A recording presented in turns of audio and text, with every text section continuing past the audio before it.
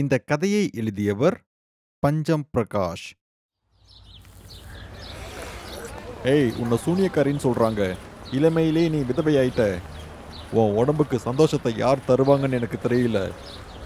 என் கூட வா, நான் உனக்கு கொடுக்குறேன். அபிராஜோட வார்த்தையை கேட்டு டீ கடைக்கார பொண்ணு ரொம்ப கோபத்தோட சிவந்த கண்களோட அவனை பார்த்து அபிராஜை எதிர்கொள்ள முடியாம அவங்களோட துணியால அவங்களோட உடலை மூடிக்கிட்டு ரொம்ப வேகமா அந்த இடத்துல இருந்து நகர்ந்து போயிடுறாங்க. அப்போ அங்க இருந்த அபிராஜோட ஃப்ரெண்ட்ஸ் அபிராஜ் கிட்ட சொல்றாங்க, அவளை கிண்டல் பண்ணாத, அவ ஒரு சூனியக்காரி. அவ ஏதாவது உன்னை சபிச்சானா நீ வருத்தப்பட வேண்டியது வரும்.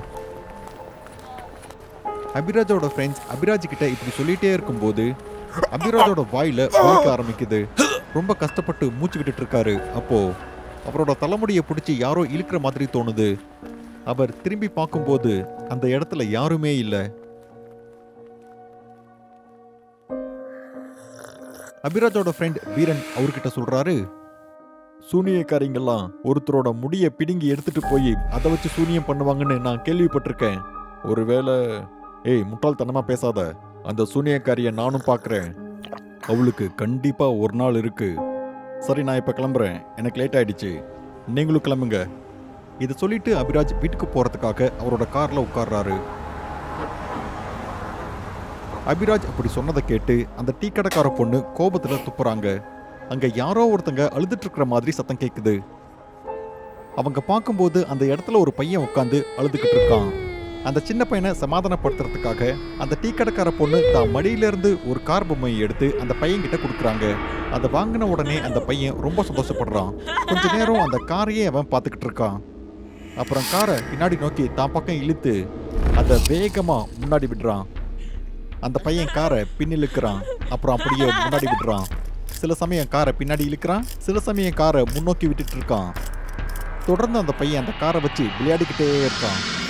அந்த பையன் அந்த காரை என்ன பண்றானோ அது அபிராஜோட கார்லயும் நடந்துகிட்டே இருக்கு. அபிராஜோட கார் அவரோட கட்டுப்பாட்டிலேயே இல்லை. இதெல்லாம் ஏன் நடந்துட்டு இருக்குன்னு அபிராஜுக்கு ஒண்ணுமே புரியல. அபிராஜால வேகத்தை கூட குறைக்க முடியல. அவரால் பிரேக்கையும் பயன்படுத்தவே முடியல. கார் அவரோட கட்டுப்பாட்டை இழந்து வலது பக்கமாகவும் இடது பக்கமாகவும் மாறி மாறி ஓடிக்கிட்டே இருக்கு. அபிராஜ் அந்த கார்ல இருந்து எப்படியாவது கீழே குதிக்கலாம்னு முயற்சி பண்ணிக்கிட்டு இருக்காரு. ஆனா அவரால் அவரோட சீட்டை விடுவிச்சுக்கவே முடியல. இப்ப அந்த சின்ன பையன் அந்த பொம்மைக்கார ரொம்ப வேகமா முன்னாடி தள்ளி விட்டுடுறான். அது படிக்கட் வழியா அப்படியே கீழே இறங்கி நடு ரோட்டுக்கு போயிடுது. அந்த சின்ன பையன் அந்த பொம்மைக்காரை எடுக்கிறதுக்காக முன்னாடி போய்கிட்டு இருக்கான். அவன் எடுக்கிறதுக்கு முன்னாடி ஒரு பைக் வந்து அந்த பொம்மைக்காரை அப்படியே நசுக்கிட்டு போயிடுச்சு. இங்க அபிராஜோட கார் ரொம்ப வேகமா போய் ஒரு லாரி மேல மோதிடுது. அந்த பொம்மைக்கார் எப்படி நசுங்குச்சோ அதே மாதிரி அபிராஜோட காரும் நல்லாவே நசுங்கிடுச்சு. இந்த ஆக்சிடென்ட்டால அபிராஜுக்கு ரொம்ப அதிகமா காயம் ஏற்பட்டு அவர் அந்த காருக்குள்ள துடிதுடிச்சிட்டு இருந்தாரு. கொஞ்ச நேரத்துக்கு அப்புறம் அபிராஜ் அந்த காருக்குள்ளேயே ரொம்ப பரிதாபமா இறந்து போயிடுறாரு. இன்னொரு பக்கம் அந்த சின்ன பையன் அந்த பொம்மைக்கார் உடைஞ்சதால அவன் அழவே இல்லை. அதனால ரொம்ப சத்தமா சிரிக்க ஆரம்பிச்சான். அபிராஜ் ஆக்சிடென்ட்டால இறந்து போன அந்த செய்தி மெதுவா எல்லா இடத்துலையும் பரவிடுச்சு. இந்த விபத்துக்கான காரணம் அந்த சூனியக்காரியால தான் நடந்ததுன்னு எல்லாரும் பேச ஆரம்பிச்சிட்டாங்க. முதல்ல அவங்களோட குடும்பம், அப்புறம் அவங்களோட கணவர், இப்ப எல்லாரையும் கொல்ல ஆரம்பிச்சிட்டாங்கன்னு எல்லாரும் பேச ஆரம்பிச்சாங்க. உண்மையிலேயே அந்த டீ கடைக்கார பொண்ணோட பேரு மந்த்ரா. கடவுள் அவங்களுக்கு தேவதை மாதிரி அழகு கொடுத்தாங்க. ஆனா குழந்தையிலிருந்து இன்னைக்கு வரைக்கும் அவங்களுக்கு ஒரு நிம்மதியான வாழ்க்கையை கொடுக்கல. அவங்க பிறந்த உடனே அவங்களோட அம்மா இறந்துட்டாங்க. அவங்கள நல்லா கவனிச்சுக்க வேண்டிய அவங்களோட அப்பா தினமும் குடிச்சியே அவரும் இறந்து போயிட்டாரு. அதுக்கப்புறம் அந்த ஏழை பொண்ணு அனாதையாகி தான் சொந்த மாமா வீட்லயே ஒரு வேலைக்காரி மாதிரி வாழ்ந்தாங்க. அவங்க எல்லா வீட்டு வேலையும் பண்ணதுக்கு அப்புறமும் கூட அவங்களோட மாமா அவங்களோட குழந்தைக்கு கொடுத்த அன்புல கொஞ்சம் கூட இவங்களுக்கு கொடுக்கல. இவங்களுக்கு மரியாதையும் கிடைக்கல. அவங்க டேபிள்ல உட்காந்து நல்லா சாப்பிட்டதுக்கு அப்புறம் அதுல மிச்சம் இருக்கிற சாப்பாட்டை தான் மந்த்ராவுக்கு கொடுப்பாங்க. பண்டிகை நாட்கள்ல அவங்கெல்லாம் புது துணி போடுவாங்க. ஆனா மந்த்ராவுக்கு கிடைக்கிறது என்னமோ பழைய கிழிஞ்ச துணிகள் மட்டும்தான். இப்ப மந்த்ராவுக்கு ஒரே ஒரு நம்பிக்கை இருந்தது. என்னைக்காவது ஒரு நாள் தன்னை கல்யாணம் பண்ணிக்க போறவன் தனக்கு நல்ல வாழ்க்கை கொடுப்பான்னு அவங்க நம்பிக்கிட்டு இருந்தாங்க. ஆனா அதுவும் நடக்கல. ஏன்னா மந்த்ராவோட சொந்த அத்தை ஒரு வயசான ஆளுக்கிட்ட 10,000 ரூபாய் வாங்கிக்கிட்டு மந்த்ராவை அவங்க கிட்ட வித்துட்டாங்க. ஆனா மந்த்ரா இந்த கசப்பான உண்மையை அவங்க ஏத்துக்கிட்டாங்க. அந்த ஆளு தன்னோட புருஷனே இல்லை அப்படின்னு அவங்க நினைக்க ஆரம்பிச்சாங்க. அந்த ஆளுக்கு எப்பெல்லாம் தோணுதோ அப்பெல்லாம் மந்த்ராவை குடும்பம் பண்ண ஆரம்பிச்சான். அவன் ஒவ்வொரு முறையும் மந்த்ராவை வற்புறுத்தி ஒரு மிருகம் மாதிரி நடந்துக்கிட்டான். இதுக்கு மத்தியில மந்த்ராவை பத்தி கவலைப்படுற ஒரே ஒரு ஆளு கஜராஜ் மட்டும்தான். அது மந்திராவோட கொழுந்தனார். அவரும் அவரோட அண்ணனால ரொம்ப துன்பங்களை அனுபவிச்சிருக்காரு. அதனால மந்திராவுக்கு நடக்கிறதெல்லாம் அவரால் புரிஞ்சுக்க முடிஞ்சது. அவரோட அண்ணா அந்த வீட்டில் இல்லாத போதெல்லாம் கஜராஜ் அவரோட டீ கடையை விட்டுட்டு தான் அன்னிக்கிட்ட போய் கொஞ்ச நேரம் மனசு விட்டு பேசிக்கிட்டு இருப்பாரு. அதனால மந்திராவுக்கும் கொஞ்ச நேரம் ரிலாக்ஸா இருக்கும். ஒரு நாள் அவங்க அப்படி உள்ள வரும்போது மந்திரா அப்படியே தரையில படுத்துக்கிட்டு வலியால துடிச்சுக்கிட்டு இருந்தாங்க. அந்த கஜராஜ் பாக்குறாரு. மந்திராவோட இந்த நிலைமையை பார்த்து கஜராஜ் ரொம்ப வேகமா ஓடி போய் அவங்கள எழுப்பி படுக்கையில படுக்க வச்சுட்டு அவரு சொல்றாரு, என் அண்ணன் மாதிரி இறக்கமே இல்லாத ஒருத்தனை நான் என் வாழ்நாளில் பார்த்ததே இல்லை. அவங்க கூடலாம் இப்படி வாழ்ந்துகிட்டு இருக்கீங்க. தப்பு அவன் பக்கம் இருக்கு. ஆனா உங்களை மலடின்னு சொல்லி தினமும் அடிச்சுக்கிட்டு இருக்கான். கஜராஜ் இப்படி மந்திரா கிட்ட சொல்லிட்டு அவங்களோட காயங்களை அவர் அப்படியே தொடச்சிக்கிட்டு இருந்தாரு. உடனே மந்திரா அவரோட கையை விலக்கி விட்டுட்டு சொல்றாங்க, எனக்கு என்ன தோணும் தெரியுமா? எப்பயாவது ஒரு நாள் அவனுக்கு என் மேல பாசம் வரும்னு தோணும். ஆனா இப்ப அவனை எப்படியாவது கொல்லணும்னு தோணுது. மந்திராவோட இந்த வார்த்தையை கேட்டு இது சின்ன பிள்ளைத்தனமா இருக்குன்னு நினைச்சு கஜராஜ் ரொம்ப சத்தமா சிரிக்கிறாரு. அப்போ அந்த ரூம்ல இருந்த ஒரு பொம்மையை எடுத்து அத மந்திரா கிட்ட கொடுத்து அவரு சொல்றாரு, இந்தாங்க, இதை வச்சு பிலிசுனியம் பண்ணி என் அண்ணாவை கொல்லுங்க. இப்படி சொல்லிட்டு கஜராஜ் சிரிச்சுக்கிட்டே அந்த ரூமை விட்டு வெளியே வராரு. அவரு சிரிக்கிறத பார்த்து மந்திரா சத்தமா சொன்னாங்க, போய் சொல்லல கஜராஜ், நான் சொன்னதை பண்ணி காட்ட போறேன் பாரு. மந்திராவோட வார்த்தையை கேட்டு கஜராஜ் சிரிச்சுக்கிட்டே மறுபடியும் அவரோட வேலைக்கு போறாரு. ஆனா மந்திரா அவங்களோட ரூம்ல அவங்க உட்கார்ந்துக்கிட்டு அந்த பிலிசுனியம் பண்ணிக்கிட்டு இருந்தாங்க. இப்போ மதியம் ஆனது. வானத்துல இருந்து மழை அப்படியே கொட்ட ஆரம்பிச்சது. சாயங்காலம் ஆனதும் மந்திராவோட கணவர் வீட்டுக்கு வந்துட்டு இருந்தாரு. தான் தம்பியோட டீ கடையை பார்த்ததும் அந்த டீ கடைக்கு அவர் போக முயற்சி பண்றாரு. ஆனா போகும்போது அவர் அப்படியே மயங்கி கீழே விழுந்துடுறாரு. அவர் கீழே விழுந்தாலும் அவரோட கண்கள் தம்பி கஜராஜ அந்த கடையில தேடிக்கிட்டு இருந்தது. ஆனா அவர் அந்த கடையில எங்கேயும் இல்லை. திரும்பவும் ஒரு முறை அவரு ரொம்ப தைரியமா எழுந்து நின்னாரு. ஆனா இந்த முறை அவர் மந்திராவை கூப்பிடலான்னு முயற்சி பண்ணும்போது மந்திரா கையில ஒரு பொம்மையை வச்சுக்கிட்டு ஒரு ஊசியை எடுத்து அதோட நெஞ்சிலேயே குத்துறாங்க. அப்போ இங்க அவங்க கணவரோட நெஞ்சில இருந்து ரத்தம் வர ஆரம்பிக்குது. அவங்க அந்த பொம்மையை வச்சு அதுல எங்கெல்லாம் குத்துறாங்களோ அதே இடத்துல அவங்களோட கணவருக்கு ரத்தம் வந்துகிட்டு இருந்தது. அவர் வலியால கத்திக்கிட்டே இருந்தாரு. அங்க இருக்கிற எல்லாரும் அவரையே பார்த்துக்கிட்டு இருந்தாங்க. ஆனா அவங்க யாராலையும் எதுவும் பண்ண முடியல. அப்போதான் நடுத்தர வயது இருக்கிற ஒரு பொம்பளை கத்தி சொல்றாங்க, அடியே மதிரா, என்ன பண்ணிக்கிட்டு இருக்க? இங்க உன் புருஷன் தவிச்சிட்டு இருந்தா உள்ள உக்காந்து என்ன பண்ணிக்கிட்டு இருக்கடி? அவங்க கத்தன சத்தம் கேட்டதும் மந்திரா எதையுமே யோசிக்காம கையில அந்த பொம்மையோட அவங்க வெளியே வந்து நிக்கிறாங்க. அந்த கூட்டத்துக்கு மத்தியில அவங்களோட கணவர் வலியால துடிச்சுக்கிட்டு இருந்தாரு. ஆனா அவங்க கையில அந்த பொம்மையை வச்சுக்கிட்டு அதை இறுக்கிட்டு இருந்தாங்க. அவங்க அந்த பொம்மையை அப்படி இருக்கும்போது அவங்க கணவர் வலியால துடிச்சுக்கிட்டு இருந்தாரு, கத்திக்கிட்டு இருந்தாரு, வலியால கதறிக்கிட்டு இருந்தாரு.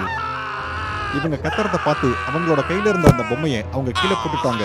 அவரும் கத்திக்கிட்டே எல்லாரோட கண்ணு முன்னாடியும் இறந்து போயிட்டாரு. ஆனா அந்த நடுத்தர வயது பொம்பளை மந்திரா கையில இருந்து கீழே போட்ட அந்த பொம்மையை அவங்க பார்த்துட்டாங்க. அப்ப எல்லாரும் முன்னாடியும் ரொம்ப சத்தமா கத்தி சொல்றாங்க, அட மதிரா, இதெல்லாத்துக்கும் காரணம் நீதானா? உள்ள உக்காந்துக்கிட்டு உன் புருஷன் மேல பாசம் இருக்கிற மாதிரி நடிக்கிறியா? உன் புருஷனையே சாகடிச்சிட்டியாடி. உன்னை நான் சும்மா விட போறடி. என்னடா பாக்குறீங்க? போங்க. அவங்க புருஷனையே சாகடிச்சிருக்கானா அவ? நம்மள யார கூட அவ விட மாட்டா. போய் சாகடிங்கடா.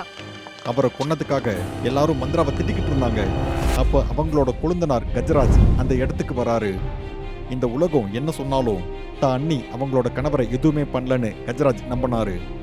அதனால அவரு தான் அண்ணியை காப்பாத்தினாரு. அப்புறம் அவரோட அண்ணாவுக்கு அவரு முழு பொறுப்போட இறுதி சடங்கையும் பண்ணி வச்சாரு. ஆனா மந்திரா ஒரு சூனியக்காரி அப்படிங்கிற எண்ணம் அந்த ஊர்க்காரங்களோட மனசுல இருந்து இன்னும் போகவே இல்லை. அதே மாதிரி இன்னைக்கு அபிராஜ் கூட ஆக்சிடென்ட்ல இறந்ததுக்கு காரணம் மந்திரா தான் அப்படின்னு எல்லாருமே நினைக்க ஆரம்பிச்சாங்க. அதனால அவங்க எல்லாரும் ஒன்று சேர்ந்து மந்திராவுக்கு ஒரு முடிவு கட்டணும்னு நினைச்சுக்கிட்டு இருந்தாங்க. அதுக்கான எல்லா ஏற்பாடையும் அவங்க பண்ணாங்க.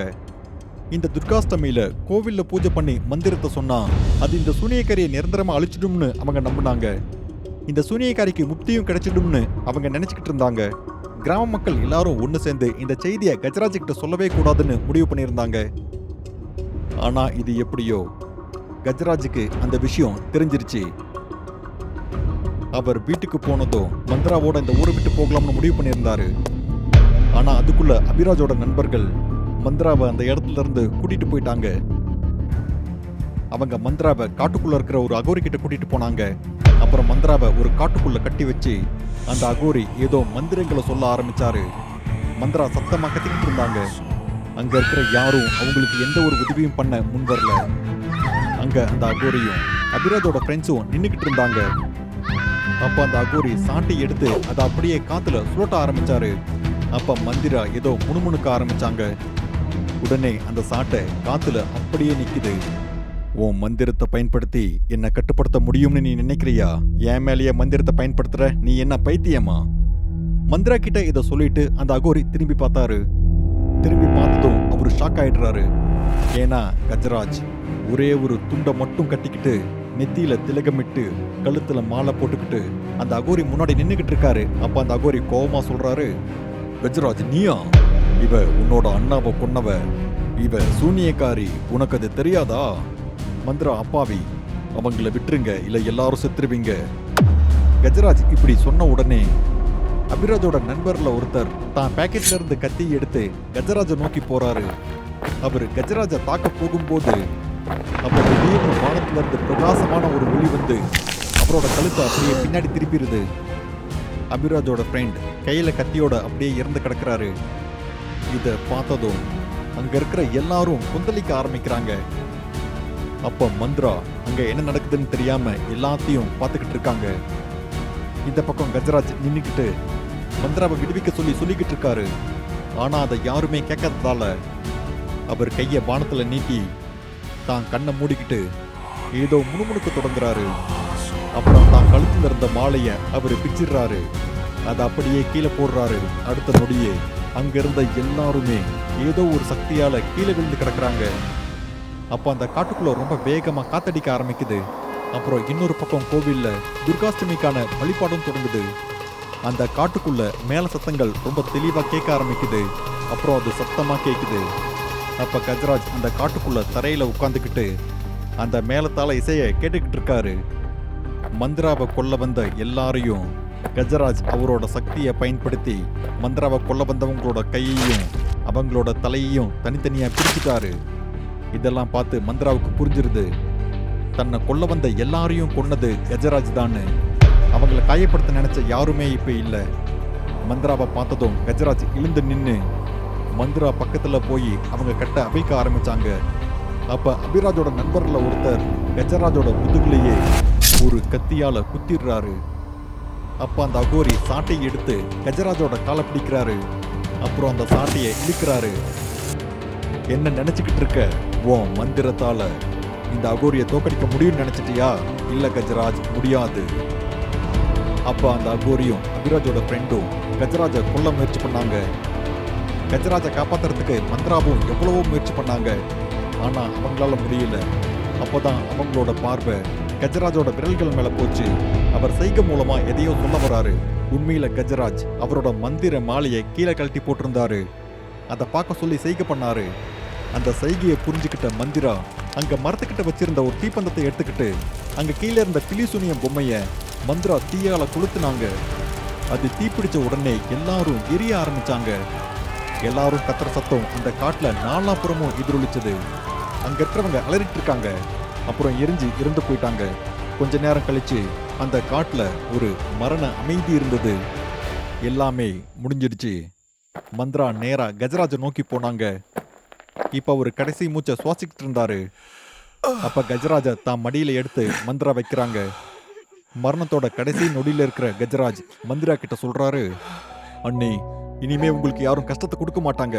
உங்களை யாரும் சூனியக்காரின்னு சொல்ல மாட்டாங்க. மந்திரா கிட்ட இப்படி சொல்லிட்டு கஜராஜ் இந்த உலகத்தை விட்டே போயிட்டாரு. கஜராஜ் இப்படி தான் மடியில இறந்து கிடக்கிறத பார்த்து மந்திரா உள்ளுக்குள்ள உடைஞ்சு போயிட்டாங்க.